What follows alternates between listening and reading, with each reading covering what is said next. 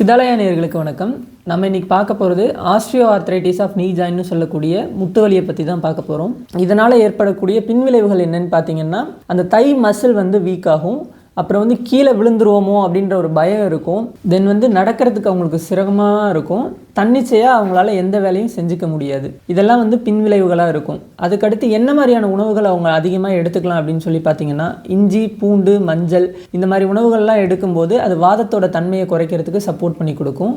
நிறைய கீரை, காய்கறிகள், பழங்கள் இது எல்லாமே எடுத்துக்கலாம். பால், முட்டை, நெய் இதெல்லாம் எடுத்துக்கலாம். நெய்யில் விட்டமின் டி இருக்கிறதுனால அது நல்லாவே சப்போர்ட் பண்ணி கொடுக்கும். அதே மாதிரி ஒமேகா 3 அதிகமாக உள்ள கடல்வாழ் மீன்களை நம்ம சாப்பிடும்போது அதுவுமே இந்த ஆஸ்ட்ரியோ ஆர்த்ரைட்டிஸ்லேருந்து வெளில வரதுக்கு ரொம்பவே சப்போர்ட் பண்ணி கொடுக்கும். என்னென்னலாம் அவாய்ட் பண்ணலாம் அப்படின்னு சொல்லி பார்த்தீங்கன்னா, குளிர்ந்த தன்மையுடைய பொருள்களை எடுக்கிறத அவாய்ட் பண்ணிக்கணும். குளிர்ந்த தன்மையான சூழல்லேருந்து வெளியில் வரத்துக்கு பிளான் பண்ணிக்கணும். அப்படிலாம் இருந்தீங்கன்னா அந்த வாதம் அதிகமாகும்.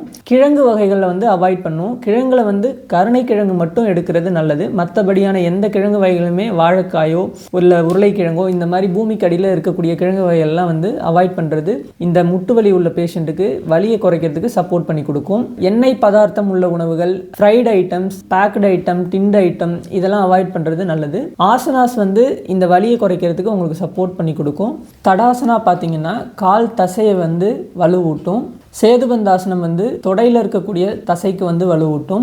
பவன முக்தாசனா பண்ணிங்கன்னா அந்த கிரிப்பிட்டஸ்னு சொல்லக்கூடிய காலில் வரக்கூடிய அந்த சவுண்டை குறைக்கிறதுக்கு சப்போர்ட் பண்ணி கொடுக்கும். பாலாசனா தை மசிலை ஸ்ட்ரெங்தனிங் பண்ணும்.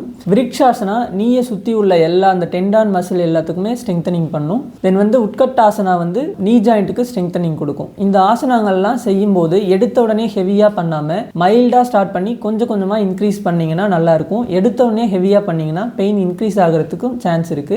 எல்லாருக்கும் ஆகாது, ஒரு சில பேருக்கு ஆகும். அதனால மைல்டா ஸ்டார்ட் பண்ணி கொஞ்சம் கொஞ்சமா இன்க்ரீஸ் பண்ணுங்க. எங்களுடைய சித்தா ஹாஸ்பிட்டல்ல நாங்க என்ன ட்ரீட்மெண்ட் செய்யறோம் அப்படின்னா, இந்த நீ ஜாயிண்ட்டுக்கு வர்ம மருத்துவம் செய்கிறோம். தடவல் முறை பண்ணி வலியை குறைக்கிறதுக்கு சப்போர்ட் பண்ணி கொடுக்குறோம். தென் பார்த்தீங்கன்னா புறவளையம் செய்கிறோம். புறவளையம்ன்றது ஒரு வளையம் மாதிரி 2 முட்டையும் சுற்றி வச்சுட்டு உள்ளே காட்டன் வச்சு வாதத்துக்கு உண்டான எண்ணெயை ஹீட் பண்ணி அந்த வளையத்தை உள்ளே விடுவோம். விட்டு இந்த மாதிரி ஒரு குறிப்பிட்ட முறை செய்வோம். செய்யும்போது உள்ளே இருக்கக்கூடிய அந்த இன்ஃப்ளமேஷனும் சரி, வீக்கமும் குறையிறதுக்கு ரொம்பவே சப்போர்ட் பண்ணி கொடுக்கும். இதை பற்றின வேற ஏதாவது டவுட் இருந்துச்சுன்னா கமெண்ட் செக்ஷனில் கமெண்ட் பண்ணுங்க.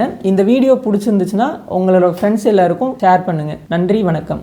மருத்துவர்களை நேரில் சந்தித்து ஆலோசனை பெற சித்தாலயா 31-2 ஃப்ளவர்ஸ் ரோட், அரும்பாக்கம், சென்னை 106 என்ற முகவரிக்கு நேரில் வரலாம்.